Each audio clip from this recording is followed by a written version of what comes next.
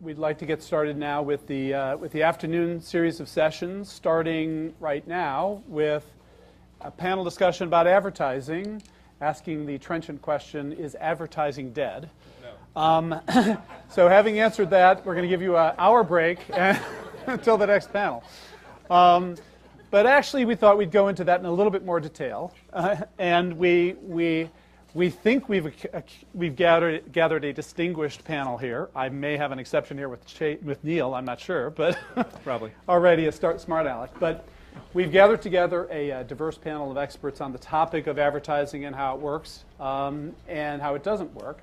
And we're going to spend the next hour talking about that and want to make sure at the end that we give you the opportunity to ask your questions at the end of the panel. But first, what I want to do is launch in with each of our panelists introducing themselves and talking a little bit about their companies and where they fit in the advertising ecosystem, starting with Samir. Great, thanks so much. I'm Samir Arora. I'm the CEO and chairman of a company called Glam Media. I was the original founding investor for Seed and Series A. I stepped in as CEO about 3 years ago, giving up my life of only working part-time, which I've been doing for a few years, and going back to being operational. Glam really pioneered a very simple concept. It was the idea that media is being transformed in the following way. Instead of large destination singular websites like we had seen in the Web 1.0, like portals, that the next wave of the web would be, as Chris's first book talked about, the long tail and the mid tail, and that this was a major disruption and it required a complete rethink of what a media company should be. The core idea of Glam, which has not changed, so it's one of the very interesting ideas that from founding till today has remained intact. It was one of the few companies I know that was actually founded to help brands come to the internet. So it was not founded on consumers. It was not founded on a problem that was in a space of content or advertising. It was simply founded on the idea, what will it take to bring brand advertisers to the internet? And very happy to say that after about 4.5 years, Glam is now the world's largest in the core space of women in lifestyle. And we've created some new networks since then. Brash for Men, which is recently launched, Health and Wellness Network, and most recently a Twitter-based and Facebook-based real-time news network, which we are launching right now. In terms of reach, Glam reaches about 110 million unique visitors a year. A month in the last month, and that on an annual basis was about a 30% growth rate.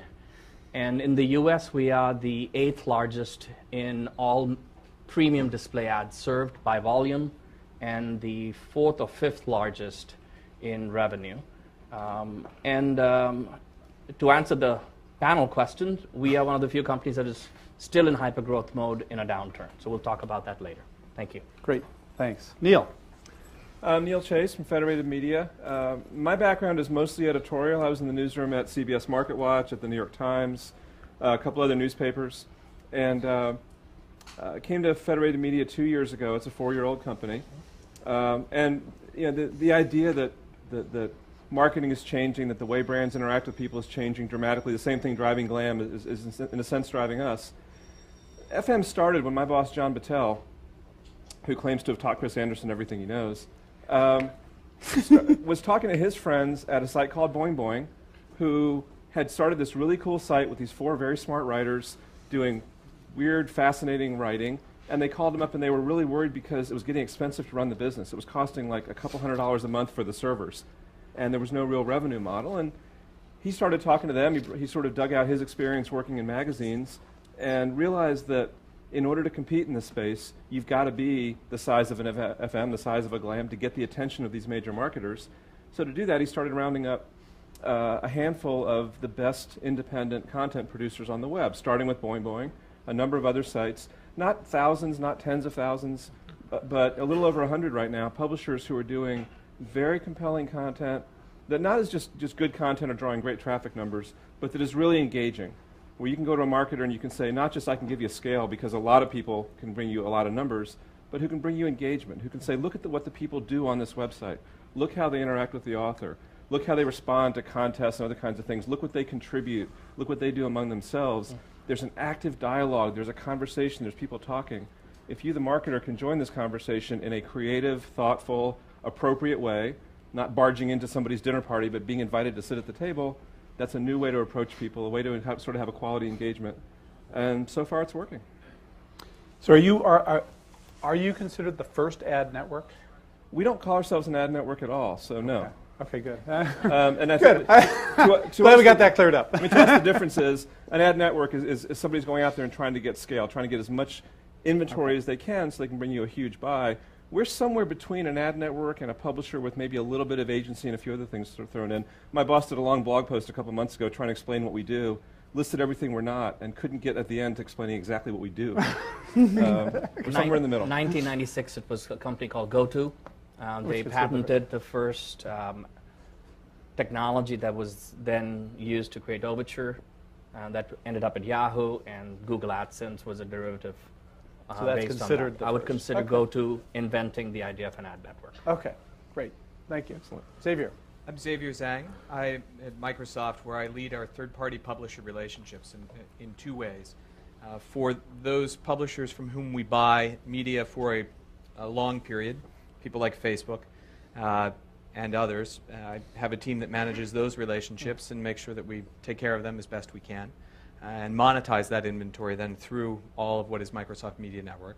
And I also have a team that buys inventory on what we call a short basis. So we'll move in and out of different positions very quickly to fill specific needs within our network to serve different audience types that we may not be able to serve directly through our owned and operated inventory. So in many ways, I guess you could say I'm the buy side of an ad network on both a long and short basis. Okay. Also of note, I come to Microsoft from an entrepreneurial background, very much, I think, like many of you here in the room, having become part of Microsoft a year ago from a company called Wrapped, which was a venture-funded startup. We focused on media companies as our customers and helped them with monetization. Yahoo, in fact, was really our hallmark client along the way. And if you go back far enough, I worked with a lot of early-stage, sort of mid-'90s media-centric startups and established companies through another startup at that time called Viant. So I'm very much looking forward to and welcome the opportunity to talk with entrepreneurs about how to make it happen. Great. Tim. Tim Kendall, Facebook, managed their self-service advertising product, which I've done for a little over 3 years. We started with just a simple fixed CPM priced self-service product that was called Facebook Flyers. Some of you might have heard about it, which we deprecated about 2 years ago, and then built a classic sort of CPC self-service product. It allows you to go in and target very narrow cohorts of users and then bid on a CPC basis in a classic second price auction for clicks from that cohort. So if you wanted to target women in Los Angeles between the ages of 30 and 40 who like canoeing, because you had a canoeing store in Los Angeles, you could target that cohort. You would tell us how much you wanted to pay per click, and then we would charge you only for the clicks from that cohort. Today we have tens of thousands of advertisers. In the last 12 months, we've tripled the advertising base, and the business is growing rapidly and continue to deliver value, hopefully, to advertisers. A lot of the business is now moving internationally as well, which is exciting because we obviously have a lot of user growth over there and a lot of inventory to monetize. Great. And Tim, I'm going to give you this opportunity to explain this card that everybody has. Oh yeah, Okay. I believe all the attendees, at least at the front, or was it in their packet? Yeah, it was when they registered. They Okay. should have gotten these Yeah, cards. so there's a $50 ad credit. So if you haven't advertised and don't have an advertising account on Facebook, you can use this card that has a code on it, and after you go through the initial order process in our self-service ad product, which is facebook.com/advertising, you just enter the code and you can get $50 worth of clicks before we start to actually really charge you. So and I you can wanna- try it out and see if it works. I want to thank Facebook for this little freemium opportunity. Yes, yes. So thank you, Tim. And David. So I'm David Kopp. I'm from Yahoo, and obviously we're a publisher. We're also an ad network. My role at Yahoo is on the product side, so I do ad product for North America. And my background is almost entirely entrepreneurial and almost entirely ad product after starting my career in marketing. And I touched the search side with search toolbar company, and actually one of the early search engines that our friends at Google and to some extent Yahoo put out of business. And then more recently I've been focused on display, and I've done both the publisher side of display technology as well as the advertiser side. So I'm more of a product person and look forward to chatting about it. Very good. Thank you much. I appreciate it. So what the question I wanted to start with this afternoon is, for the sake of the entrepreneurs starting up here in the audience, there's been a lot of change on the internet with advertising over the last few years. You guys have all been in it for a few years now. We've got the macroeconomy problems. We've got the sort of evolution of models on the internet. Is it easier or harder to build a company or to build good revenues using advertising today than it was when you guys started out in your businesses? Samir, can I start with you? Sure. That's a really good question. I think one way to look at it would be, I presume a large portion of the audience is thinking or is involved with an online business and some on the offline. And those two, that's the first question to ask. On the offline business, the question advertising is dead is appearing to be very true as opposed to no. And for many reasons, some of them incredibly well covered in Chris's book on free. But the basic premise that things like Craigslist actively destroy local classified revenue at the tune of $15 million a week in every city they open a new Craigslist. So there's definitely forces where, as people at NBC, I've heard this saying before, we're trading offline billions for internet pennies. So that's a very true statement for people who are already in the media business, where their costs of the business, costs of content, costs of production, paper, all cost of distribution, cable, and then runtime costs as well. So if you, I think that itself is the first question to ask. If you come to online, then you've got to break up the market a little bit to search and non-search, roughly 50-50, and in terms of dollars spent, and then non-search, CPC, performance-based, and branded. And within branded, media or solutions. And solutions is a very small percentage of the total. So if you look at the market that way, then you start to understand a little bit more of what's going on. So if you look at search, Google is growing still at a modest pace, 3-4% a year this year, the slowest growth they've ever had in revenue in search. Their Q1 was lower than their Q4 of last year. That was the first time since they founded the company. That's never happened before. This company has not seen the typical media cycle, which is Q1s are very small, Q4s are very large. So if I can, yeah. To that point, is that good news or bad news for these guys? I think, I don't know how many people here are planning or have a company that's going to compete with Google in search. So cool. The database has been updated. He's competing. So I think what that does is that slowness tells you that market is reaching maturity stage, and yet I trust Google will find new markets to grow into. That's really the best way to describe it. What I mean by that is, if you look at traditional media, about 70% of ad dollars go into media brand spending, about 10% goes into prospect list generation, and about 17 to 18% goes into direct response, or what we consider CPA or CPC. Search falls into that category largely, though some of it falls into when you're doing research for what you're looking for. But most of the dollars we're talking about today are coming from the direct response budgets, not from the branded budgets. A great example of that is Coca-Cola is one of the world's largest advertisers. And have you seen a Coke search ad? It's a really good question. So top 5 advertiser in the world. And why would they do a search ad and for what purpose? Because it doesn't build their brand. So it's a really, I think what people forget is our ad dollars, we're talking about the internet, are about 7% of the total spend in the US, which means if you compare us to billboards, we're not even as important as billboards today. So that's to me, that spells opportunity. Okay. Why? If you take UK, for example, UK is 20% advertising on the internet last year. It's that's some issues because BBC is government sponsored, so they don't have as high television, but there's no doubt in my mind that the internet will be somewhere between 20 to 33% of total advertising spend. I just don't know when. So if you start from that premise, right, then internet is a growth opportunity. However, we're in a severe downturn, and the 3 factors I would look at right now, first one is probably the largest one being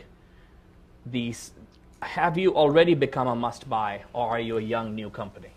The reason that's important is experimental budgets are almost all eliminated in a downturn. So Samir, this seems like this is really the heart of the issue, though, right? Yeah. Like here are companies that are somewhere on that spectrum you just defined that are trying to figure out, hey, do I make money from advertising? And I think the answer to the question for those companies is pretty simple. It's a heck of a lot easier than it was 5 years ago because there are a lot more services. There are a lot more Glams and Federated Medias and Yahoo ad networks and a lot of technology and everything else, which of course creates some complexity. And if you don't invest in understanding that landscape, you're going to have probably more trouble than you did 5 years ago. If you don't differentiate your service in a way that's meaningful to advertisers, more trouble.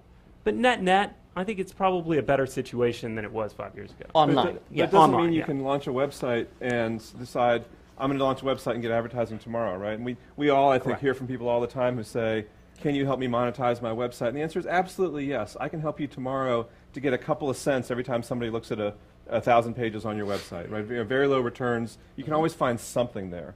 But I like the comment at the end of Chris Anderson's thing from the guy from Evernote who said, gee, freemium seems to work great for us. Lots of people want to use it for free and some pay for it. Well, it works well for you because it's a product people really want.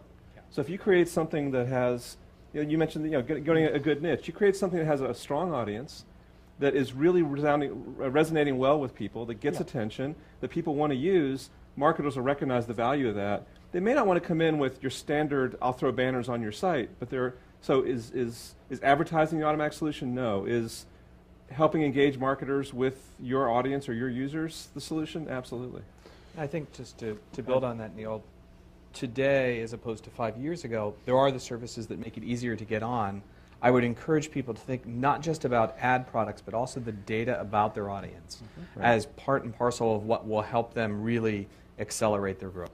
Because bringing things to advertisers, maybe it's not standard banners, maybe it's a campaign, maybe you just happen to know a lot more about these 25-year-old women in Los Angeles who like to canoe. Having that level of data and insight about your audience is a natural. I think for Tim and for Facebook, we reveal it through our profiles and our behavior every day. For others who have slightly different business models, being able to understand particularly the commercial intent of your audience and to the degree you're able to capture that data and think of that as a separate part of your business model from simply running ads, you'll be so much better served. Yeah, I think the one thing that is good news for entrepreneurs is that there's clearly a secular shift that's still happening as offline dollars move online. And if you look at what happened with paid search, this notion that Facebook calls sort of demand fulfillment, which is what happens in search is I put in digital camera, I'm raising my hand. I basically am saying, give me a digital camera, fulfill that demand. Those dollars were predominantly offline 10 years ago, or should I say 15 years ago, in services, demand fulfillment, offline services like 411, the yellow pages, right? You'd look up a DUI attorney if you got a DUI. You'd look up, some sort of service. You were looking to get demand fulfilled. That then moved on to Google, and the reason that all those dollars moved over in such a short period of time was that they solved the measurement problem. The feedback loop of me as a marketer knowing what a dollar meant in marketing in terms of my ROI was solved, and I knew it within a couple minutes. And what you're seeing, if you think about sort of the classic marketing funnel, where at the bottom demand fulfillment is happening, and above that is sort of this brand realm that Samir is talking about, we're getting smarter and smarter about measuring up higher and higher in the funnel. And as we begin to solve those problems of measurement and tightening the feedback loops as you go up the funnel, I think you're going to see a lot of those offline dollars, which $500 billion in offline marketing spend, start to move over at an accelerating rate as we solve the measurement issues. And there are lots of people focused on that in a way that they just haven't been 5-10 years ago. Okay, so how is an entrepreneur that doesn't happen to have, a few hundred million unique visitors, right? How does a startup company with a smaller audience base tap in to that movement? It feels as though there might be, what could be happening is that those dollars are going to the bigger online sites, right? Yeah, I think some of those. But I think let's start with the biggest problem for entrepreneurs. And you have to divide online into two buckets: content or applications. And they are very different and very significantly different to monetize. One of the biggest issues is Google's AdSense product, which performs incredibly well for Google and for publishers for search, is not monetization enough. And I'm sure with a raise of hands you can say how many people are using AdSense today, and if it contributes to you getting coffee every day. I mean, it's just the base level of non-search AdSense does not really exist. How many people here are using AdSense? How many are on their using websites? AdSense? And for how many is it a significant source of revenue? For anyone? 1, 2, 3. So it's very, very hard. Of course, 4. It's very hard. He doesn't drink coffee, though. Don't trash it too much, in other words. He's got a long list of other drinks. I presume that's Guy over there. Right. So the problem is the opportunity, which is we all know that content has quality and applications are very useful on the internet, from iPhone all the way to the web. There are many networks and many rep firms. Just if you look at television as an analogy, you start to see some of the answers, because people who produce shows, people who produce movies, people who are in the aggregation business, and people who are in the distribution business like cable are very distinct companies. You can be a studio just producing movies or shows, and that can be pulled all the way, and you can be NBC who does all of the above.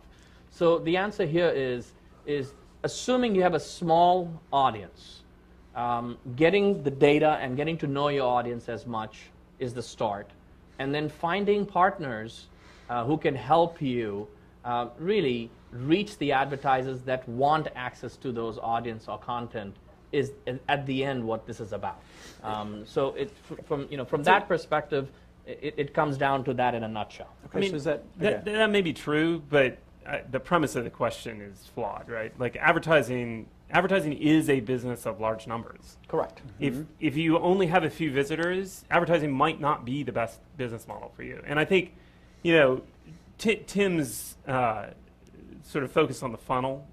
The funnel is very important. If you're at the very bottom of the funnel, if you create data that says there are users who want to buy a product, that's valuable. It can be sold for a lot. You don't need a lot of users. But when you're at the top of the funnel and you don't engage users deeply and you don't get that demand feedback, you got to have volume. And that I think fundamentally is you got to figure out, if you want to be in the advertising business, am I going to have high quality users that are so valuable to a set of advertisers that they'll pay a lot for each one, or am I going to have a lot of users? It also depends whether you're trying to build. I mean, everybody wants to build a business with high volume and super high revenue.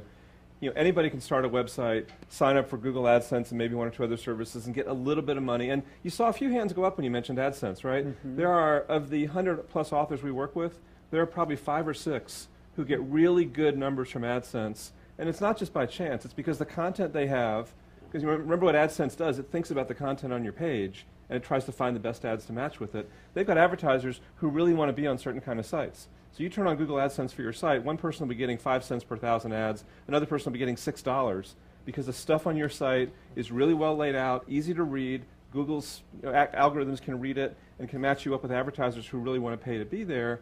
And for a small, mid-sized company where you can make a couple $1,000s a month on Google AdSense, that's significant revenue for you. Don't throw that away. The business of advertising, massive amounts of ad banners, does have to have volume and scale. But there could be, I've had people come to me who've got a few thousand, 10, 20,000 page views a month, and they say, well, I've got one deal. This one company's paying me $50,000 a month to have their banner on top of my site and to go to all my events and to be my main sponsor. I write about the VC business, and I've got a law firm in the VC field that really wants to sponsor my site. I tell them, don't change anything. Don't screw with that. That's the best deal you can get. That's a really good model. Try to grow it, but I can't beat that. You found the perfect sponsor for your site. Right. So sponsorship at a small site might be much better than pay-per-click. Right. If you find the right matchup, you'll often, when you start, if you get out there and start having some impact, people will reach out to you. Mm-hmm. Right? A lot of these folks, they didn't go out and try to sell, go knocking on doors. Some law firm called them up and said, "Wow, you're really talking to my clients. Can we do something to get in touch with you, to serve your readers, to start a conversation with your readers?" And that's when you're on the phone and you say, I was just thinking I was going to do a conference next week. Would you like to sponsor it? Sure. And then you try to figure out how to throw a conference together. But it's often, that's where the sort hey, of there's a cool idea. I think it might have happened. That's the kind of thing where it doesn't, you didn't go out in your business plan, you didn't say, and I'm going to have somebody call me on Thursday who's going to be the perfect sponsor for my site. Mm-hmm. But if you're doing something about a niche and you get noticed by the people in that niche, and one of them has not the ad budget with the big ad agency, but the person who's got a $100,000 budget this year to sponsor a couple events and a couple things and finds out, wow, I should spend 40 of this on you because you're the perfect, you're bringing 100 people into the room who are the perfect audience for me. I have a really good example of this, just a short example. And I think the women will relate to it more, but it's still worth talking about. We have about 6,000 authors, editors that work across about a little over 1,000 publishers for us. And a perfect example of what he's talking about is a small website called the Manolo Shoe Site. For the men in the audience, the Manolo shoes tend to be rather expensive, but it's a very focused topic. And here is an example of one person who cares about one topic, goes all the way. We don't even have to run a test of who the audience is. We know who the audience is, just looking at the site. And there's a large number of advertisers who want to be present next to that audience for that content. So that's a great example of I would call that almost a microsite, right? It's a niche to a point of one topic, not even shoes, just one manufacturer. Well, we used to call this narrowcasting, right? It works. Sure. Okay, so Xavier, go ahead. The other, I guess, thing I would introduce, if you don't consider yourself to be launching a media company per se, I think this is still a viable revenue stream for you. So there are a lot of things. If you are a merchant of some sort, if you're selling something, you begin to develop a relationship with your audience, with your customers in this case. And that relationship is something that you can indeed monetize through advertising, and you can do that on your site, or you can do it elsewhere. And at Microsoft, we call it audience extension. I'm sure Yahoo has similar products through, I know you have it through the newspaper consortium, where we're able to track your audience who has purchased something on your site, and now they're on ours. And we can create a revenue sharing relationship where we can monetize your audience because we know, and let's say you're selling, I don't recall the name of the shoe, you sell these shoes. Manola.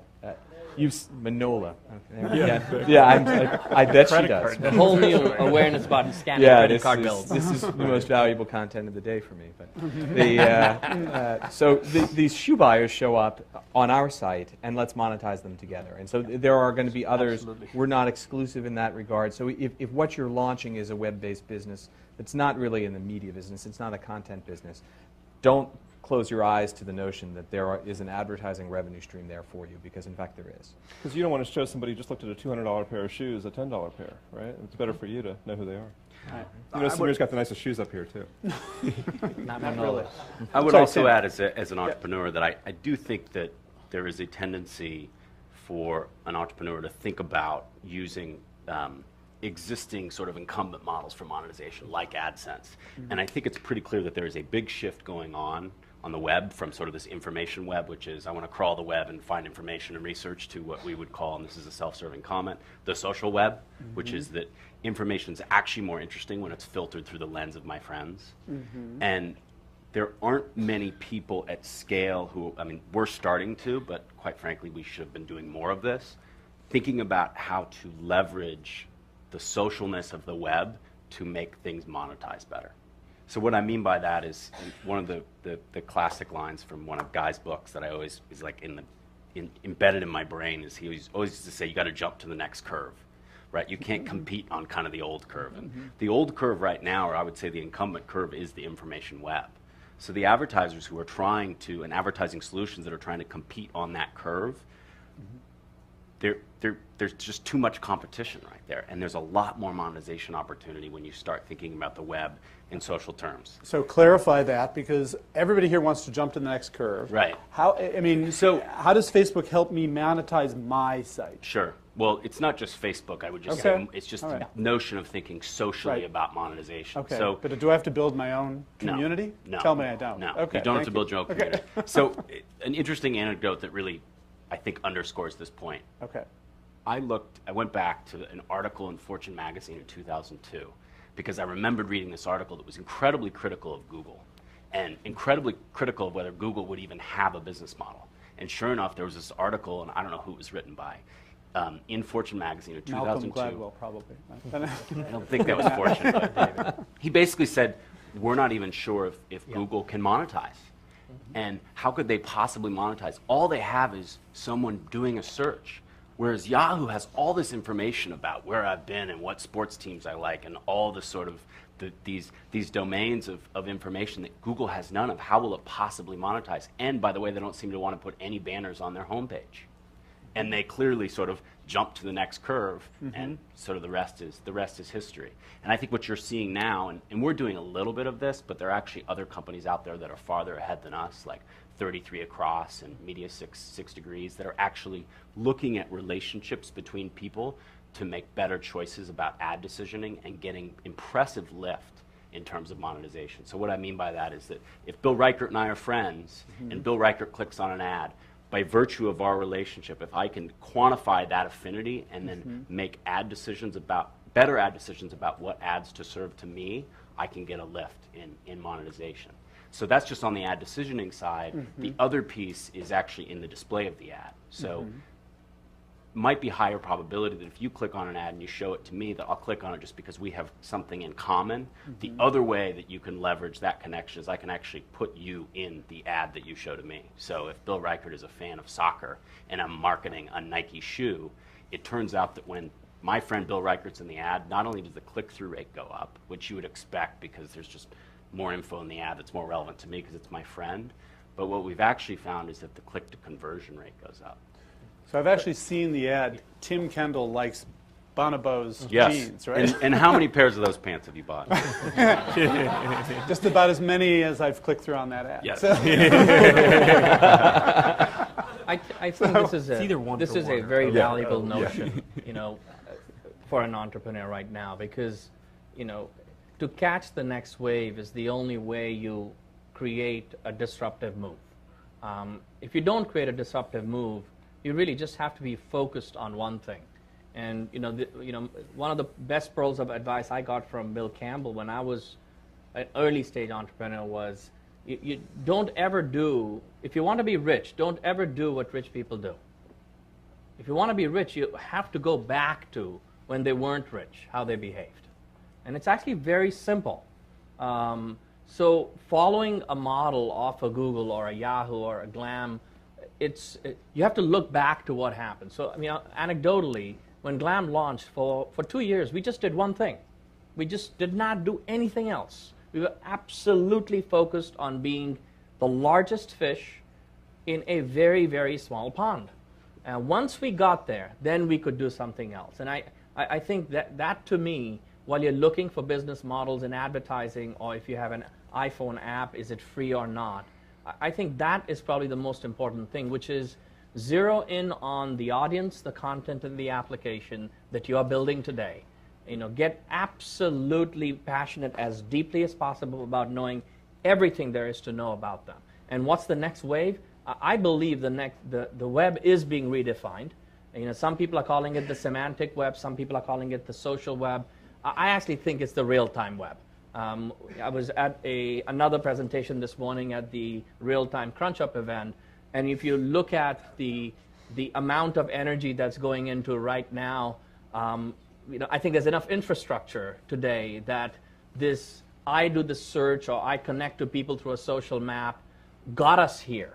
But as great tools like, for example, Facebook Connect comes out, now you're no longer limited there. You can actually take this incredible learning that's happened and start applying it across the web. So to catch the new wave is to be in touch with that change that is happening right now. And that doesn't it usually happens in a downturn. That's the only secret I've learned. So I don't know though that, we all look for the next wave, right? Just because it's new and it's next, like I'm not convinced that the social web is going to be meaningful for advertising. I'm not convinced that the real time is going to be meaningful for advertising. I'm not unconvinced, but I certainly haven't seen it. And I feel like what you just said is far more salient advice, which is focus on one thing. And then I'd finish the sentence. The rest of the sentence is focus on one thing that you know is valuable to a set of advertisers. Right? Like Glam focused on women because women are valuable to branders. And they focus not just on let's get women, but let's get women in environments which we know branders want to be in. And that unique value proposition lets you go sell advertising to a set of people very effectively, right?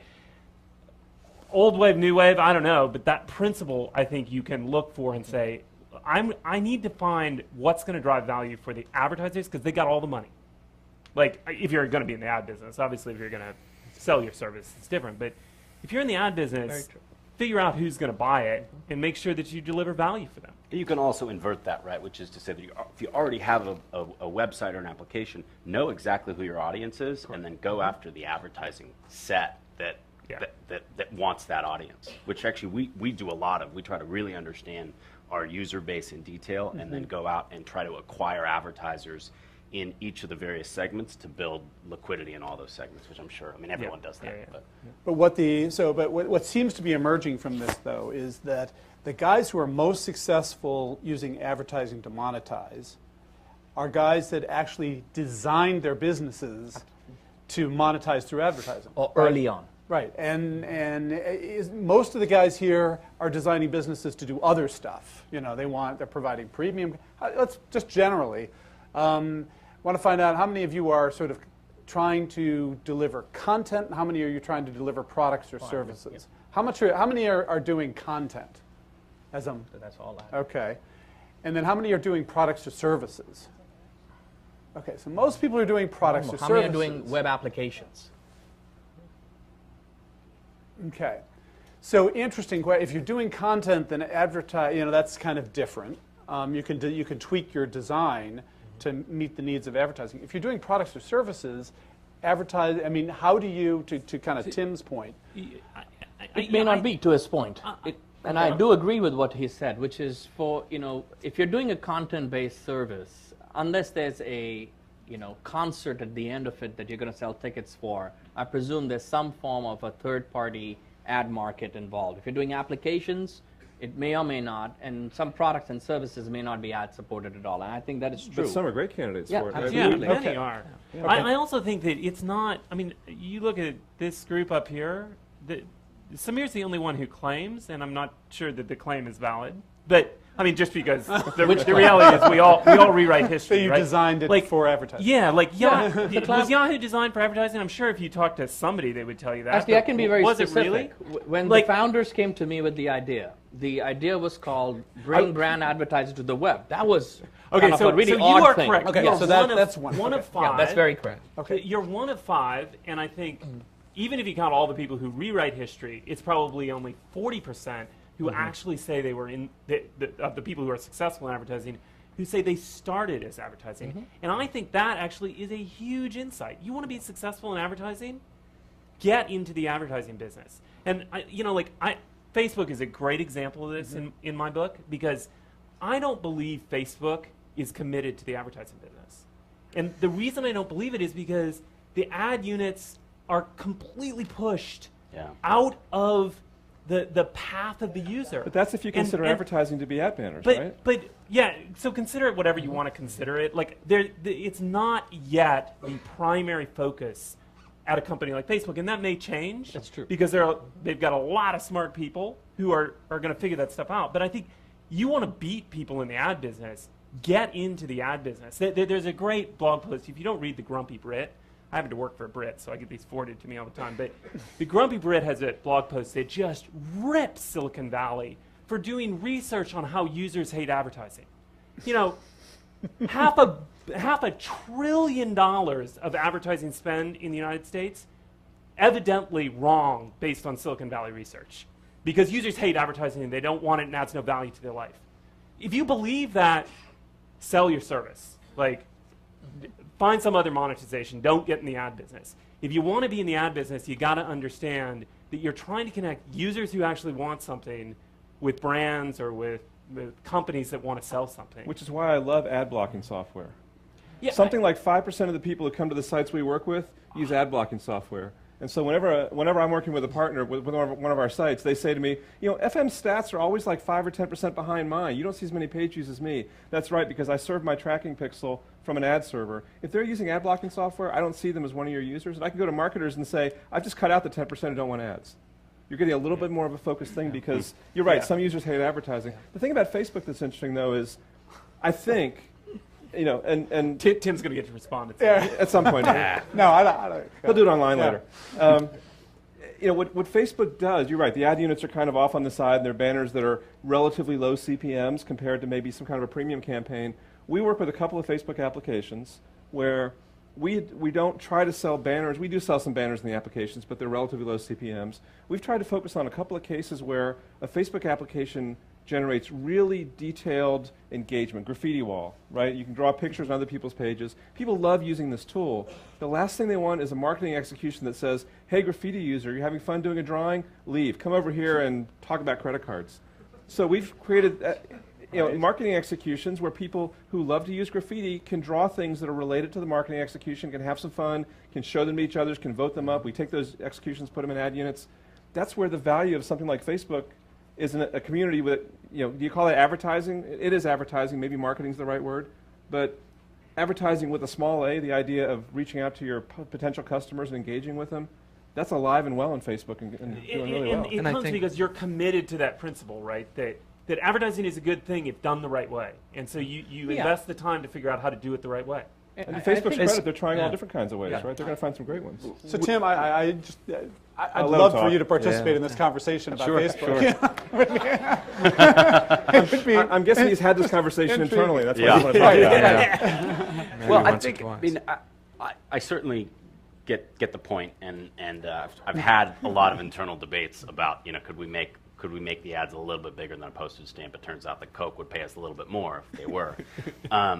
And, you know, to Mark's credit, he's absolutely committed to creating a form of monetization and advertising on Facebook that is totally non-interruptive, and hopefully is indistinguishable from content, which is sort of a cliche in advertising. Well, it's a good thing that you're on the performance side of the Facebook Yeah, it makes business my than life the easier. brand I side, agree. 'cause- No question. No, for sure. But if you know, Google's done a lot of studies on how many people think that the ads on the right-hand side are ads. It's like 65% don't even know they're ads. Right. And that is the key to why it works so well. It's indistinguishable from content.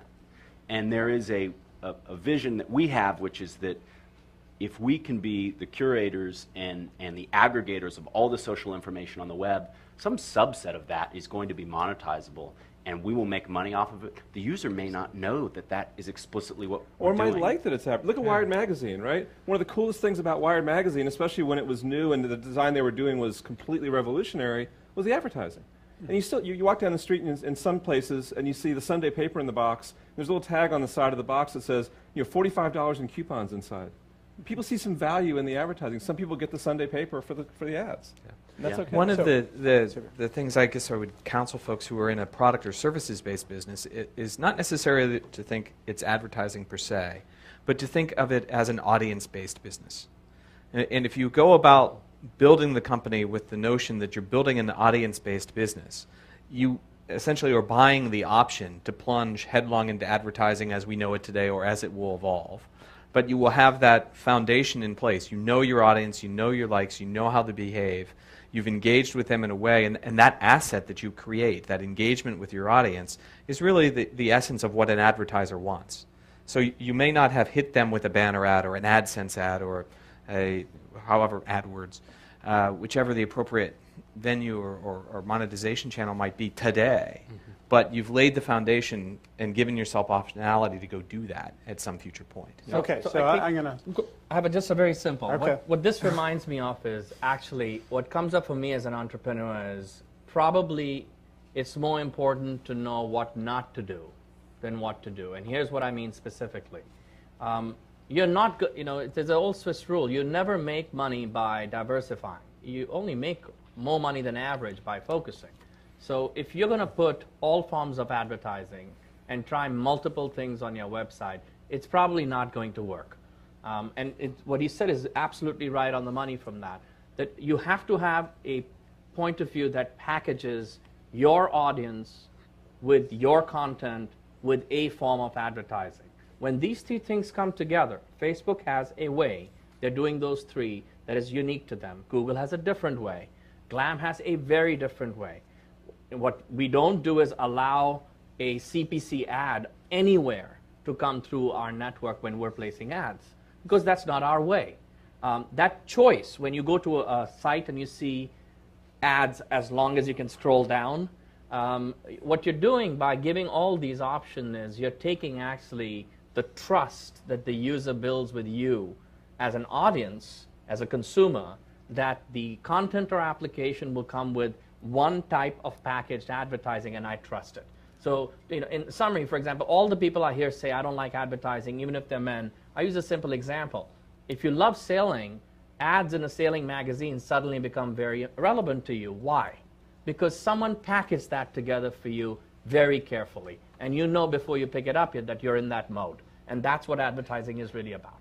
Okay, so I want to jump to the audience. We've been having a lot of conversation up here. I really want your input into this. We got a question right here. If we can kick that off.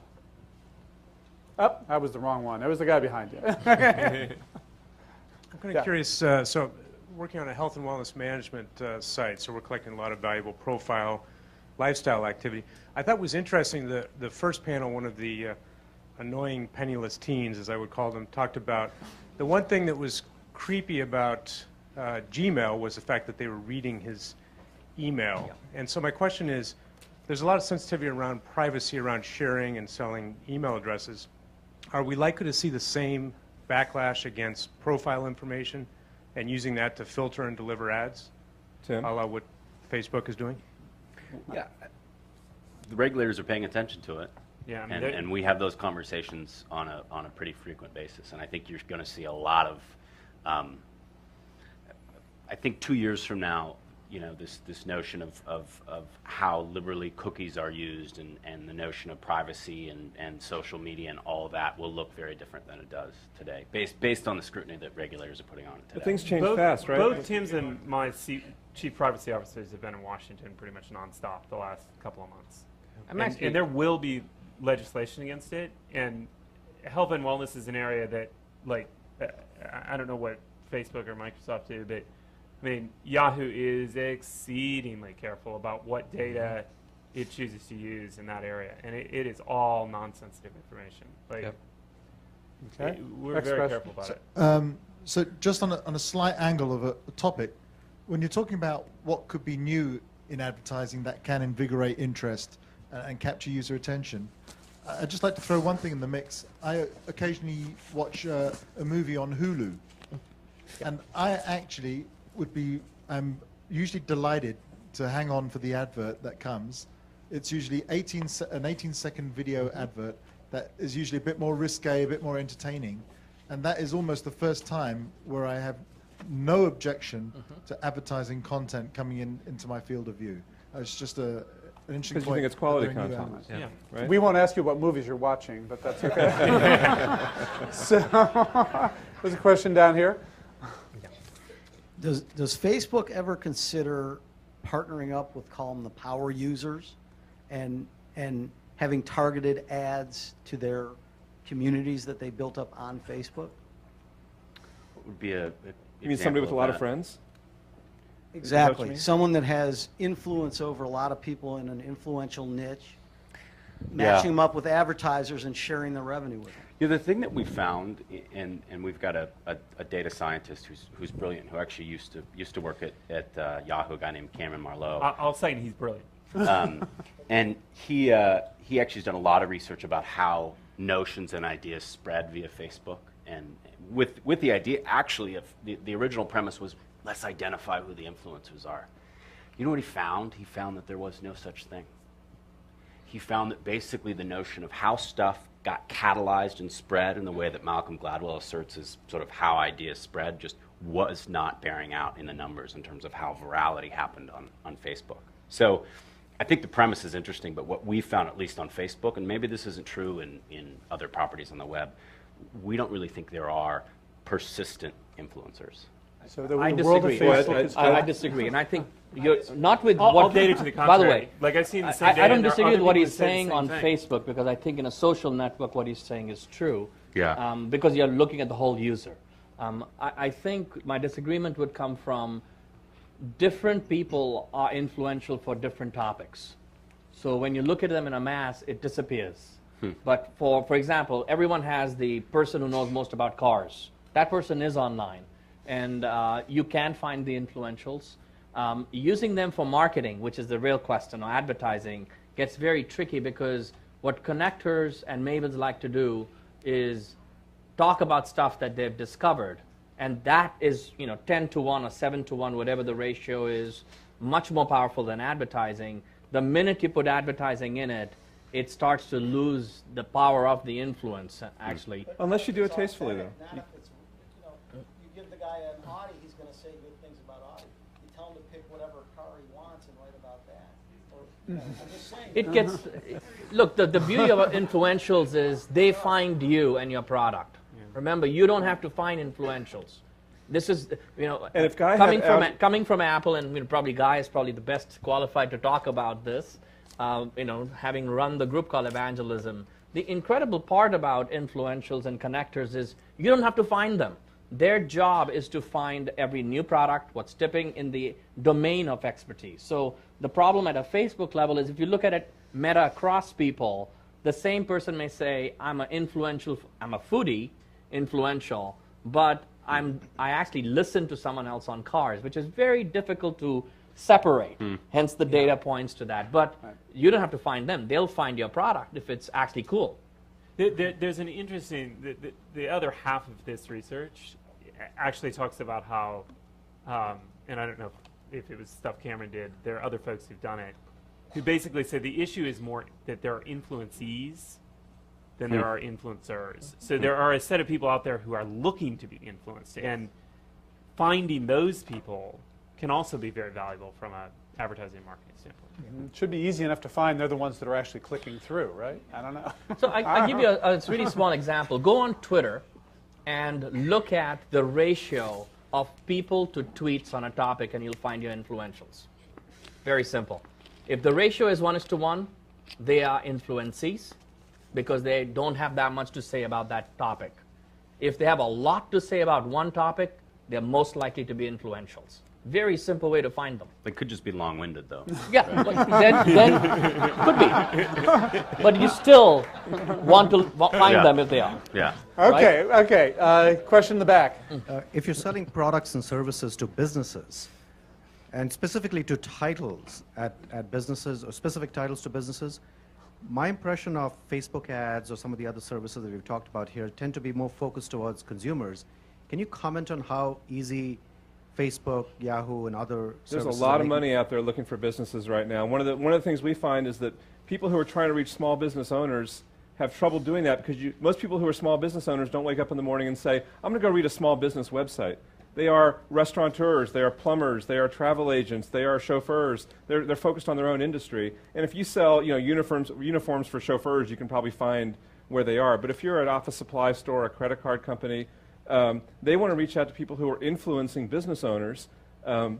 we're not allowed to talk about our author's revenue, but I can tell you there's somebody sitting in the front row of this room right now who does very well with FM because he's an influencer among business owners and entrepreneurs. And if you have the right audience, if you show the influence there, business owners come to you for advice or are very involved with you. There's a great group of people who want to reach them. The average business owner who walks into Office Depot spends a heck of a lot more than the average consumer, and they're trying to reach those people desperately. So there's definitely a market. Okay, where are we? Over here? So there's a couple companies on Facebook that seem to be enjoying some early success with incentivized offers, companies like OfferPal and Super Rewards. I'm sort of interested, Tim, in your thoughts on their model and the future of those companies, and anybody else. Yeah, I mean, we're familiar with the companies, and you're right. There definitely is some early success there. There's also been a fair amount of, meaningful success in the gaming area as well. Companies like Zynga and some other companies called Playdom, and one of the most popular applications now on Facebook is this application called Farmtown that basically just allows you to farm with your friends, which I don't understand why that's appealing.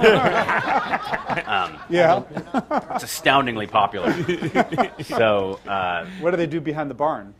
No, sorry. There are no barns in the game. Okay. All right. I think we have time for one more question. Okay, Craig, where's the mic? We got a question down here. Craig. Okay.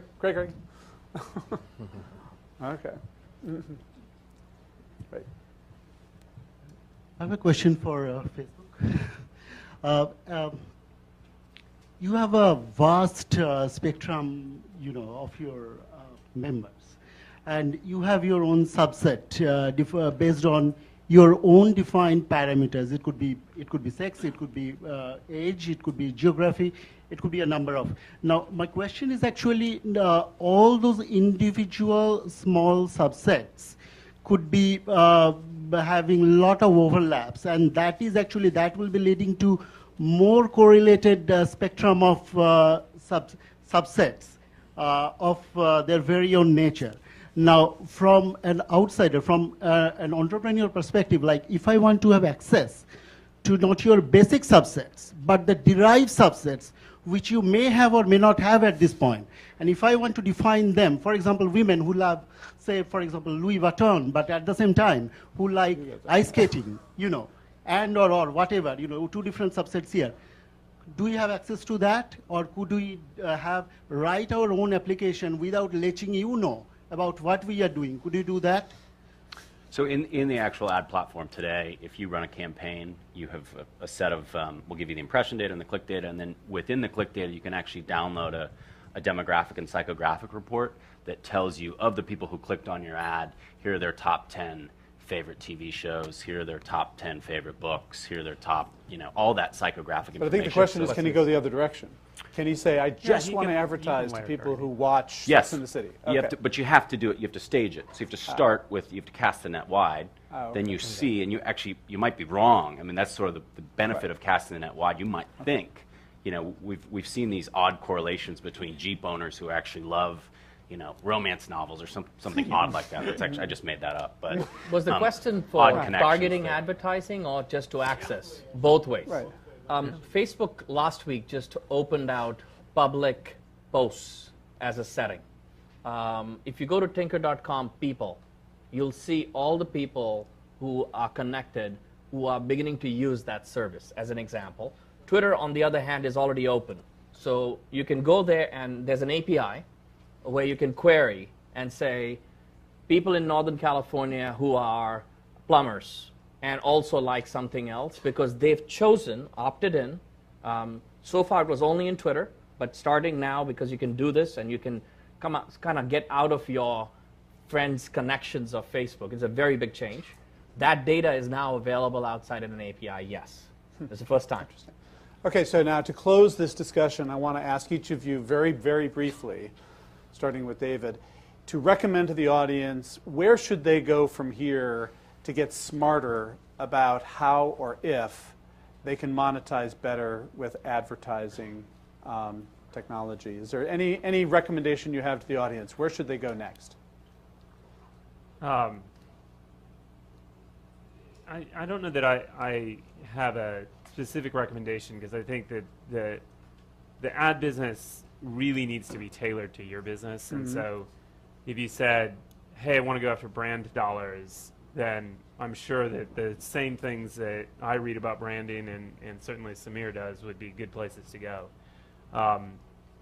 But I think if I was forced to pick one place, I'd start with some of the big research houses that I think do good research and have good material that kind of helps you understand. What do you mean by research houses? Well, I mean more like a lot of the data that Samir was throwing out at the beginning about ad spend. Like, start with ad spend. It's like, where are advertisers spending money? And don't look online. Look in the total universe and say, where's a set of advertisers spending a substantial amount of money that correlates to what my site wants? Okay. And you can get that data from, actually, it's free in a lot of places if you do research on.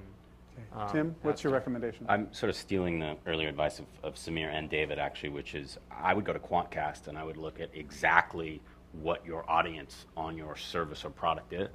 And by virtue of knowing that audience, which Quantcast will give you a free, relatively granular sense of who your audience is, you can then use the market research that David advised you look at and start to do joins against my audience and who prospective advertisers could be. And I think that's relevant whether you're going to do CPC or brand. Yep. Xavier. Depending on how early on, how rudimentary you want to look, I think there's a work called the Online Advertising Playbook, which is kind of a good first principles view of things. Microsoft on its site, if you navigate through Microsoft Advertising, there's publications from the Atlas Institute, which is an advertiser side set of research that is custom commissioned from our in-house agency called Razorfish. It's great stuff too. I mean, I read all of Atlas Institute stuff. Yeah, very good. And the IAB, the Internet or Interactive Advertising Bureau, is another great source, which is based on itself. Great, Neil. Tim's right. Use Quantcast. It's free. Stick it on your site. You'd kind of be nuts not to. It'll tell you about your audience. Figure out who your audience is. Try Google AdSense. Doesn't cost anything. You might learn what kind of ads show up on your site and what works. Figure out what advertisers want to reach your audience. If you don't know that, then you don't know your audience well enough, and you need to take a step back. And then figure out where those advertisers are spending their money now. Right? Where do you see their ads? Where are they marketing? What kind of things are they doing? And are there ways for you to get into that same place where they already are, where they know that the spend is valuable? Great. And Samir. I think I'll just reiterate my earlier advice, which is find out how other people view you. And the tools to do that are Compete, Quantcast.